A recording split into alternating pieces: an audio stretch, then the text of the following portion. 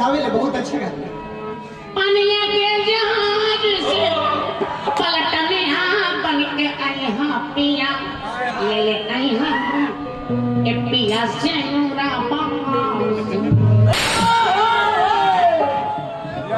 अच्छा गाइले, बहुत बहुत अच्छा गाइले। लेकिन पातर बजा बन को कितनी अच्छा बहुत पहले था। पनिया के जहाज से पलटनिया बन के आई हाँ पिया ले आई हाँ। काश तेरे घर मेरे घर के सामने होता। अच्छा। काश तेरे घर मेरे घर के सामने होता। अच्छा। मिलना न सही देखना नसीब होता। मिलती तो नहीं लेकिन हमें देखती तो जरूर। अच्छा। यही तरह एगो लड़की स्कूल में पढ़त रहे लड़की, लेकिन लड़का लड़की में का होला झगड़ा स्कूल में। तो लड़किया कहली कि सर जी ये लड़का हम पे ताकता है। सर जी बड़ी चलाक वाले वाले के सुनो, तू जब नहीं ताकती हो तो कैसे देखनी क्यों ताकता है, इसका मतलब तुम भी ताकती है तो ताकता।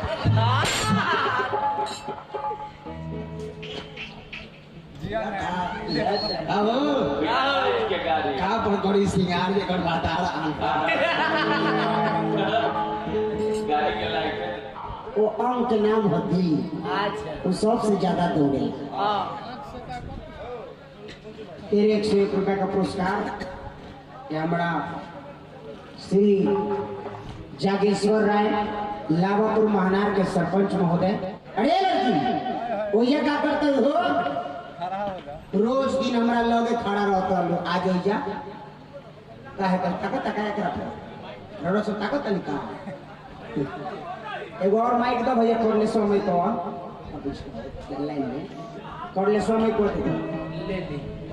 प्यार मोहब्बत की सारी कहानी ये किताब में लिखल गई बा। पढ़े में सुने में अच्छा लागेला, पढ़े करवाए में अच्छा लागेला। अच्छा। प्यार करे करवाए में अच्छा तभी को अच्छा लगेला। जैसे हमारा पाँव बा, जैसे हमारा भूख लागेला, वो सही दिल के भी कभी भूख लगेला। लेकिन लड़का जब प्यार हो जाए तो कहेगा अगर हम पहले जानते तो दिल हरगिज नहीं देते। नहीं। अगर पहले जानते तो दिल हरगिज नहीं देते। कसम पहले खिलाते तो मोहब्बत बाद में करते।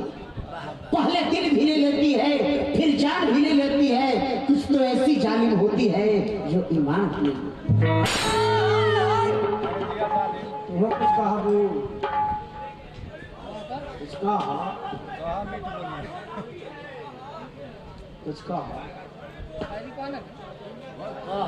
अरे कुछ कहो का कहे का बात है। उंगली देना कहे तो उंगली दे। काश तेरे घर मेरे घर के सामने होता। अच्छा। काश तेरे घर मेरे घर के सामने होता। अच्छा। मिलना न सही देखना नसीब होता।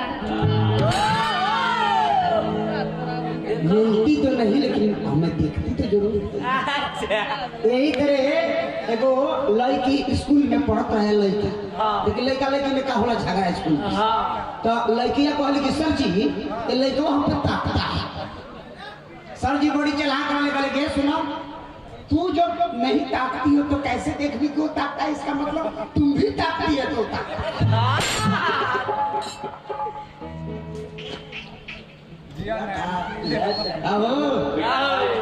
का बड़ी सिंगार के कर बता रहा।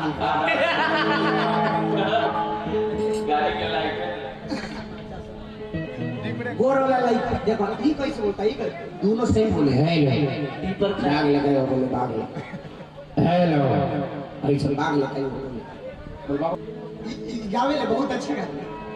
पनिया के जहाज से पलटने बन के आई हाँ पिया ले आई हाँ ए पिया से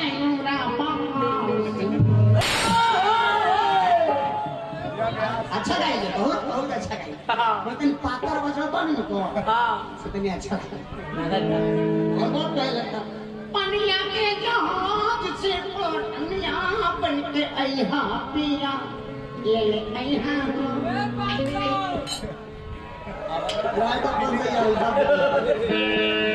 अरे फूलों से क्या प्यार करती हो जो खिलकर भी मुरझा जाते हैं। फूलों से क्या प्यार करती हो जो खिलकर करते हैं, हाँ। करना है तो लंगड़ा जैसा कांटों से प्यार करो जो ढूक कर भी याद आते हैं। मांस में कांटा ढूक के याद आने लगे, वो दादा बड़ी दर्द करता है रे। कहाँ से सम गया है प्रेम क्या जब चलने लिखते हैं कहीं चीज रह जाए का याद याद याद सतावे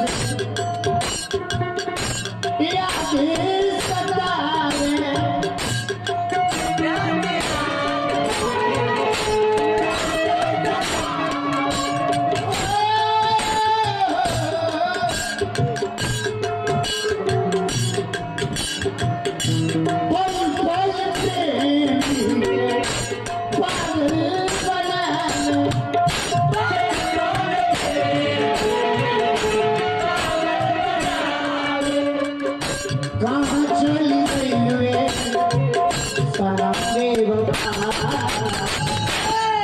सहगना जुदाई गम्बे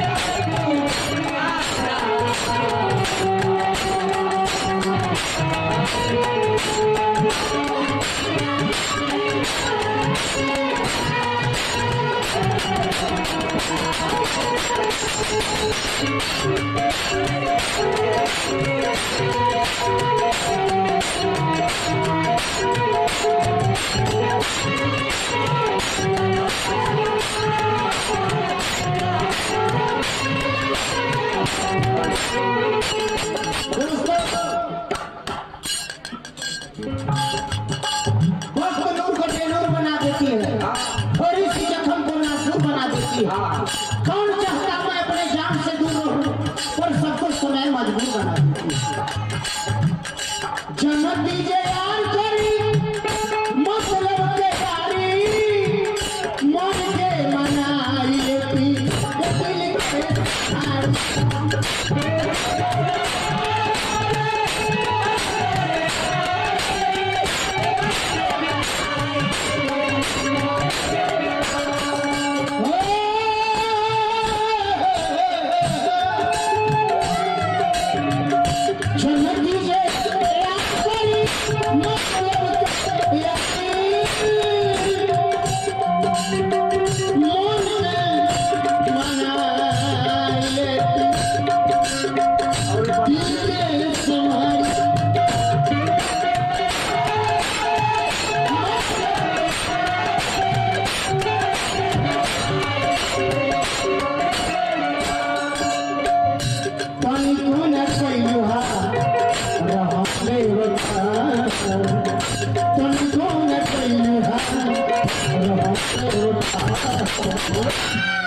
सहगना जुदाई और गंभीर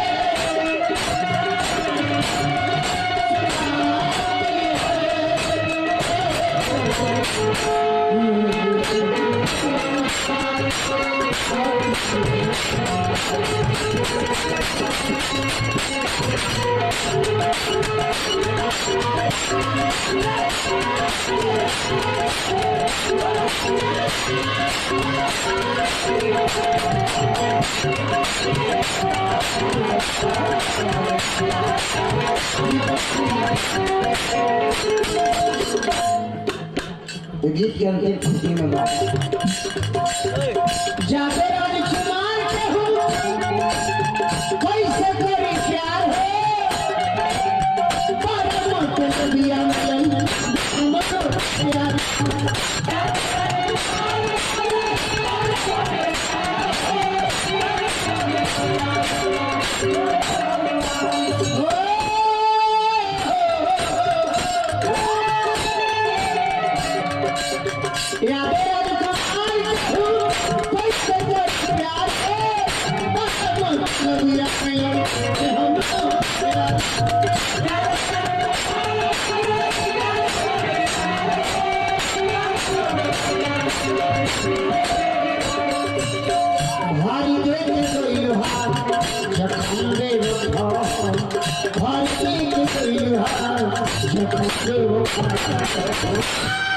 सहगना जुदाई